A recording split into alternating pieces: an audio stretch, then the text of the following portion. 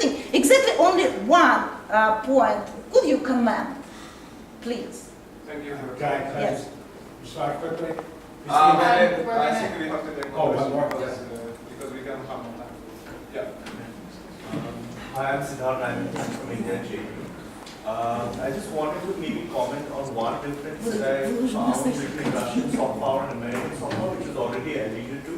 In the sense that American soft power is positive, universal, for instance, blue jeans. You don't have to hate anyone to find appeal in that. And Russia, of course, is sort of like the boogeyman sort of post soft powers. Is that you don't have to like anything Russian. It's just that you have to hate this other power or this other set of values.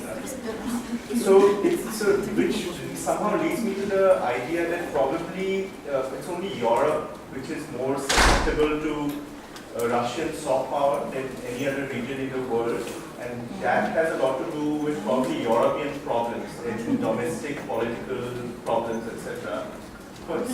There could be several candidates for this, and this question hence is probably Vince keeping because he identified himself as a liberal Democrat, and so it sort of fits in there.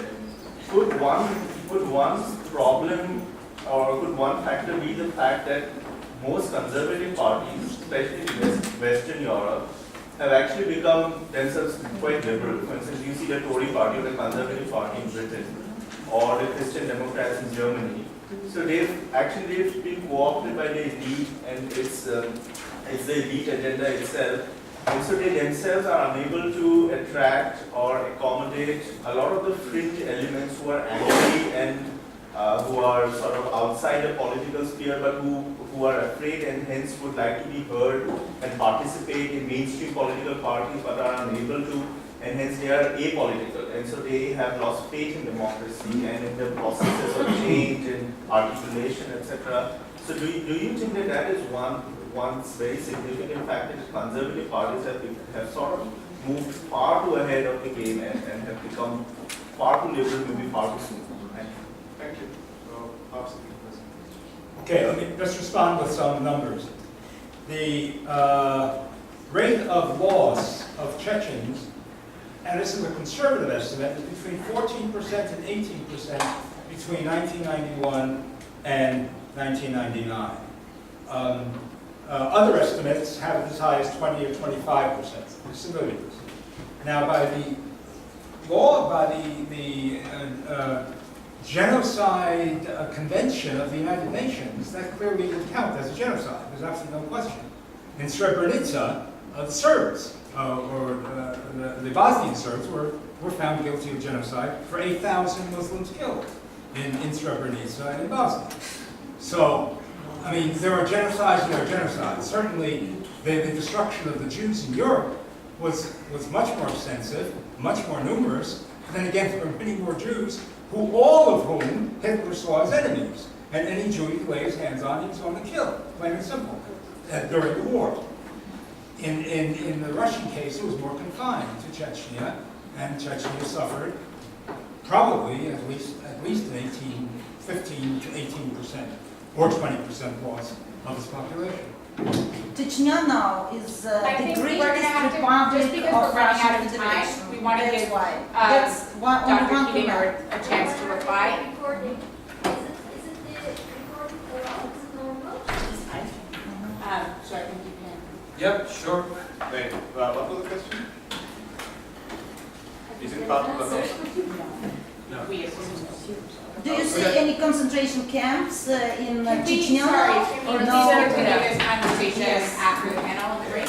Yeah, so I'll respond to the idea of this smart power.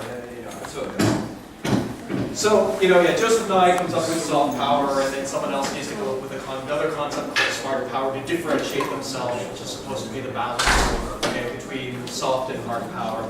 I'm not, I can't really speculate as to whether Russia has found the balance, because the point, that I was, sorry, if I can hear.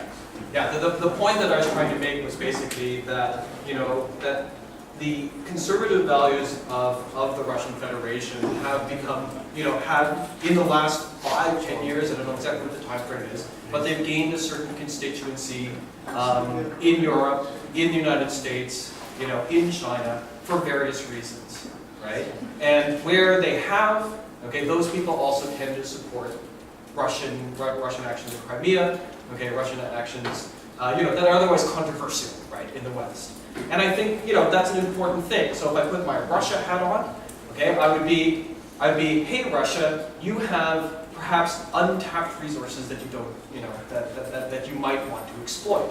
Okay, particularly if it happens to be the fact that, the sort of populist and conservative movements grow stronger, right? I mean, there are people you could ally yourself with. If I put my sort of Western liberal democratic hat on, I'd be like, we can't just think that this is just Russian propaganda, right? This is a real power resource that they have, and we need to consider this when we're thinking about what we want to do.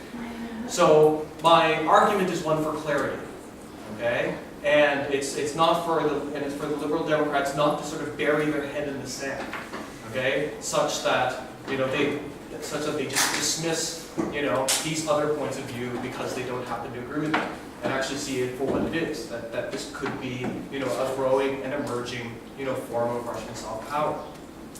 In terms of the American soft power is universal, well, Russian soft power is the boogeyman.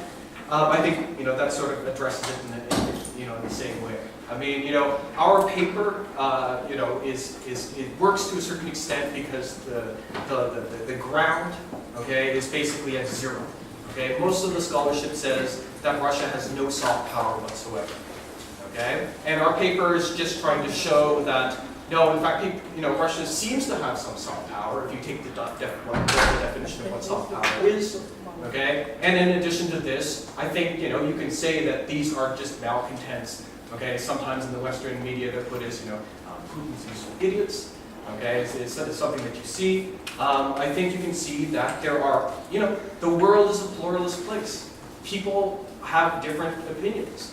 Okay, and I think I wouldn't put it that the American soft power is the universal one, and that any type of conservative attraction is just some sort of negation of that. Right? I think you should see it as something unto itself. Does the fact of Western alienation, in terms of domestic issues, possible? It's not in the research, so perhaps it's the next paper. Yeah. Thank you for your response, and thank you also for your great participation. I think if you have more questions, you can continue afterwards. Please join me.